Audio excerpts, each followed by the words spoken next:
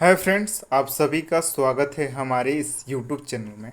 तो साथियों, बिहार शिक्षक भर्ती का फाइनली एडमिट कार्ड भी रिलीज कर दिया गया है और आपके पास महज अब 12 से 13 दिनों का समय पर्याप्त बचा है। तो इसी क्रम में हम फटाफट आपको रिवीजन करा रहे हैं। साथियों, यूट्यूब में ऐसा रिवीजन कोई नहीं कराएगा। इतने कम समय में सारे तथ्यों को कराना मुश्किलें हैं। हम बहुत मेहनत करते हैं और ऐसे आपके लिए कंटेंट्स को क्रिएट करते हैं। तो साथियों, आप ज़रूर इस मेहनत को अप्रिसिएट कीजिए। ठीक है, आज हम पूरे पॉलिटी को ख़त्म करने जा रहे हैं। पूरे पॉलिटी के विषय वस्तु को हम इस एक ही वीडियोज में समाप्त कर देंगे। ठीक है, इससे आपका 20 से सवाल पूछे जा सकते हैं। ठीक है, तो स्टार्ट करते हैं आज का सेशन। हम 1773 रेगुलेटिंग एक्ट के तहत मद्रास एवं मुंबई प्रेसिडेंसी को कोलकाता प्रेसिडेंसी के अधीन रखा गया। ठीक है, 1773 एक्ट के तहत कोलकाता प्रेसिडेंसी के प्रमुख को गवर्नर की जगह गवर्नर जनरल कहा गया। ठीक है, ये मोस्ट इंपॉर्टेंट है। बंगाल प्रेसिडेंसी का पहला गवर्नर जनरल वारेन हेस्टिंग था। भारत के पहले उच्च न्यायालय के प्रधान न्यायाधीश थे सर एलिजा एम पे। ठीक है, 1784 के पिट्स इंडिया एक्ट के तहत द्वैत शासन की शुरुआत की गई थी। 1784 पिट्स इंडिया के तहत। ठीक है, 1793 का चार्टर एक्ट व्यापारिक अधिकारियों को 20 वर्ष तक बढ़ा दिया था व्यापार करने के लिए। Charter act 1793। ठीक है, नेक्स्ट है 1833 चार्टर एक्ट के तहत बंगाल का गवर्नर अब भारत का गवर्नर जनरल बना दिया गया। तो मोस्ट इंपॉर्टेंट है, 1833 चार्टर एक्ट के तहत बंगाल का जो गवर्नर था उसे अब भारत का गवर्नर जनरल बना दिया गया था। लॉर्ड विलियम बेंटिक भारत के पहले गवर्नर जनरल थे। मोस्ट इंपॉर्टेंट है, 1853 चार्टर्ड एक्ट के तहत संपूर्ण भारत के लिए एक विधान मंडल की स्थापना की गई है। भारत शासन अधिनियम 1858 के तहत भारत के शासन को दो कंपनी के हाथों जो कंपनी का सॉरी भारत शासन अधिनियम 1858 के तहत भारत के शासन को कंपनी के हाथों से हटाकर ब्रिटिश क्राउन को सौंप दिया गया था। ठीक है, 1858 एक्ट के तहत द्वैत शासन प्रणाली को खत्म कर दिया गया था। 1858 एक्ट के तहत भारत के गवर्नर जनरल को अब वायसराय की उपाधि दी गई थी। ठीक है, लॉर्ड कैनिंग भारत के पहले वायसराय थे। ठीक है, नेक्स्ट है भारतीय परिषद अधिनियम 1861 के तहत जयप्रकाश गवर्नर जनरल को अध्यादेश जारी करने का अधिकार मिल गया था। ठीक है, गवर्नर भारत परिषद अधिनियम 1861 के तहत गवर्नर जनरल को अध्यादेश जारी करने का अधिकार मिल गया था। भारत परिषद अधिनियम 1892 के तहत गवर्नर जनरल की संख्या 10 से 16 बढ़ा दी गई थी।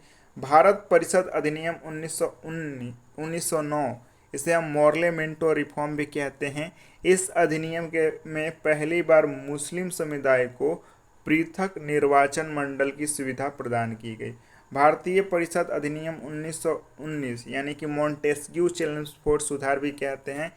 इस अधिनियम के तहत द्विसदनीय व्यवस्था को समाप्त की गई थी। भारत शासन अधिनियम 1935, इस अधिनियम के तहत अखिल भारतीय संघ बनाने का प्रावधान रखा गया और प्रांतों में द्वैत शासन की व्यवस्था को हटा दिया गया। ठीक है, नेक्स्ट है, आइए संविधान के निर्माण देख लेते हैं।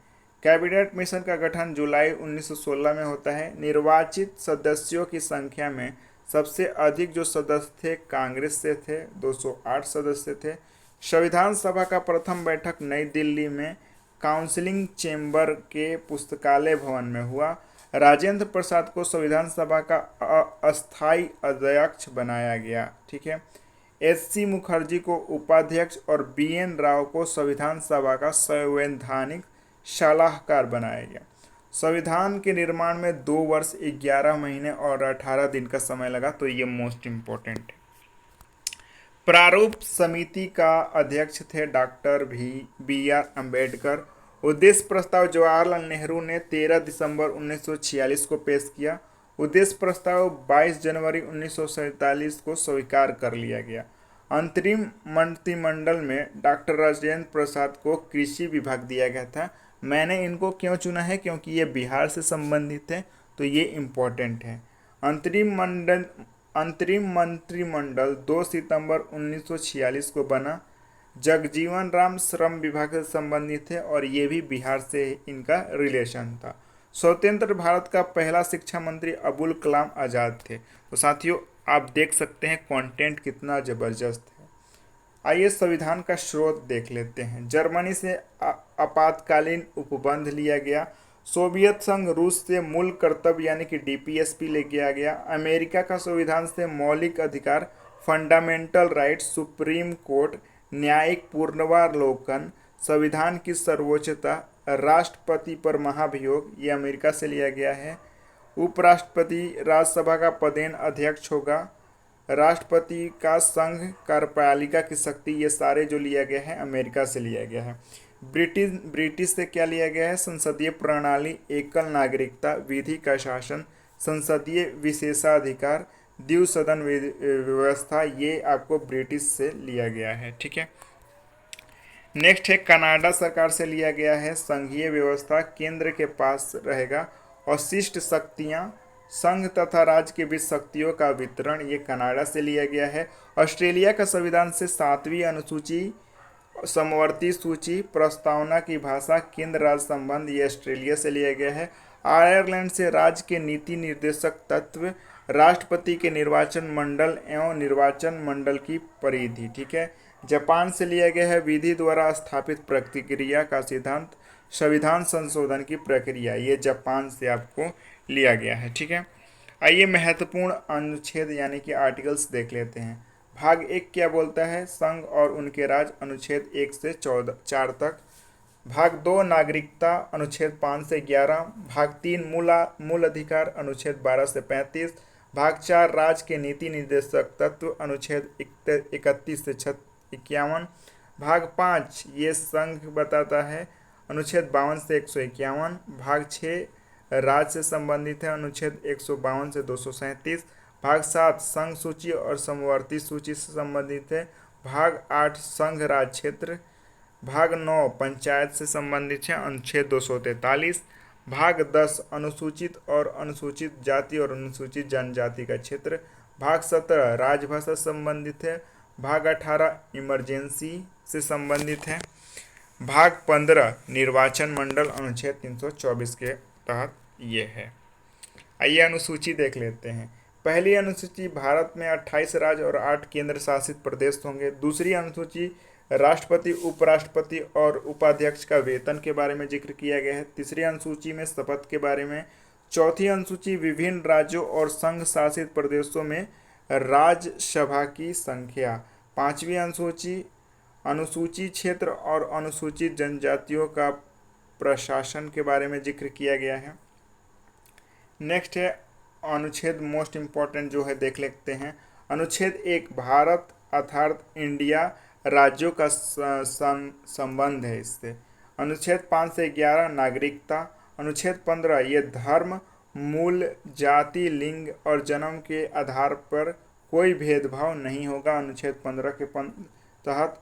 अनुच्छेद 14 विधि के समक्ष समता। अनुच्छेद 21 प्राण और दैहिक स्वतंत्रता। अनुच्छेद 21 का शिक्षा का अधिकार 86 कॉन्स्टिट्यूशन अमेंडमेंट के तहत ये जोड़ा गया था।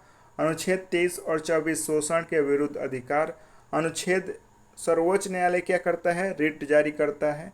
ये अनुच्छेद 32 के तहत सर्वोच्च न्यायालय रिट जारी करता है। हाई कोर्ट अनुच्छेद 236 के तहत रिट जारी करता है। अनुच्छेद 44 समान नागरिक संहिता यूसीसी। अनुच्छेद 17 अस्पृश्यता का अंत यानी कि अनटचेबिलिटी, एवोल्यूशन ऑफ अनटचेबिलिटी।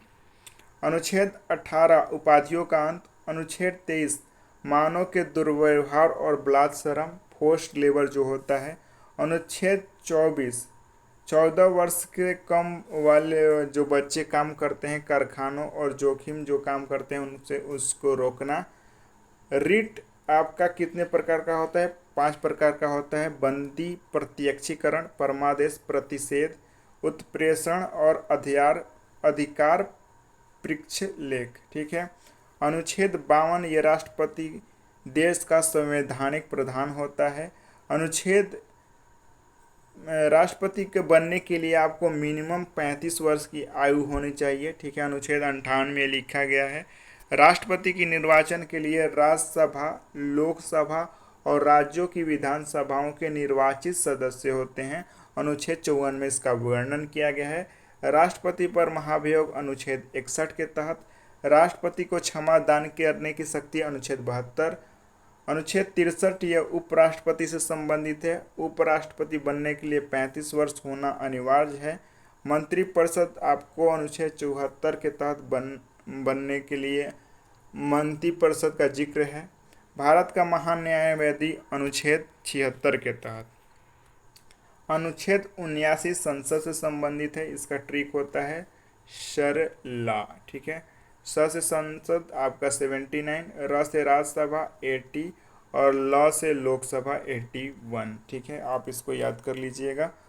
उपराष्ट्रपति राज्यसभा का पदेन अध्यक्ष होता है। लोकसभा बनने के लिए आपको 25 वर्ष उम्र होनी चाहिए। धन विधेयक अनुच्छेद 110, वित्तीय विधेयक अनुच्छेद 117, समान विधेयक अनुच्छेद 107। दोनों सदनों की संयुक्त बैठक अनुच्छेद 108 के तहत राष्ट्रपति दोनों सदनों को बुलाता है, ठीक है। अनुच्छेद 112 वार्षिक वित्तीय विवरण, इसे बजट जिसे कहते हैं। उच्चतम न्यायालय का गठन अनुच्छेद 124। उच्चतम न्यायालय के न्यायाधीश अनुच्छेद 121 1। उच्चतम न्यायालय अभिलेख न्यायालय है, अनुच्छेद 129 में बताया गया है। न्यायिक पूर्वालोकन अनुच्छेद 137। अनुच्छेद 226 उच्च न्यायालय से संबंधित है। अनुच्छेद 153 राज्यपाल।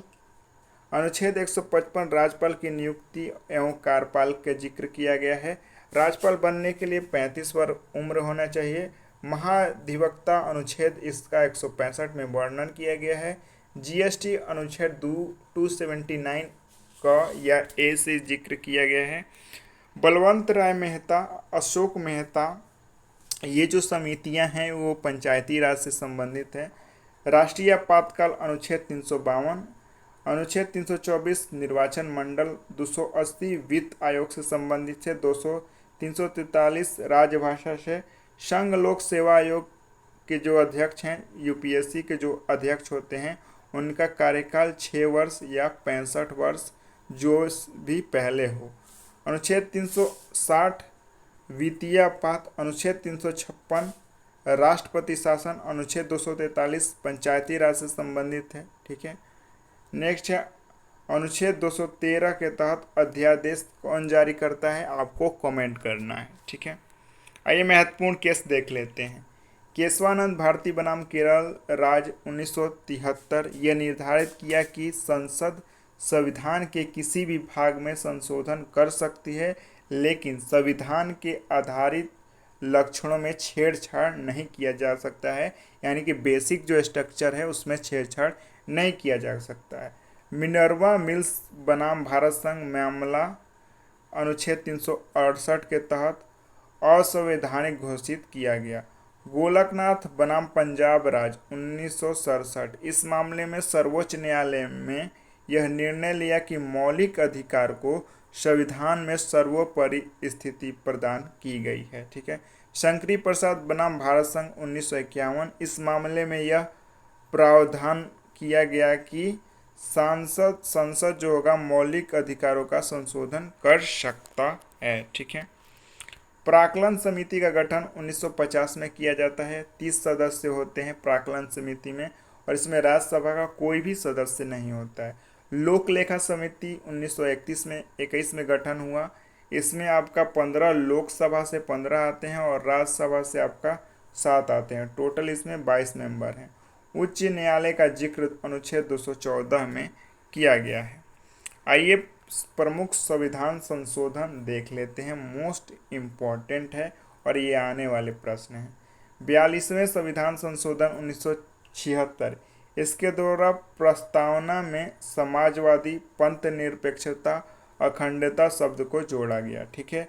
भाग 4 क में नागरिकों के मूल कर्तव्यों को भी यह जोड़ा गया।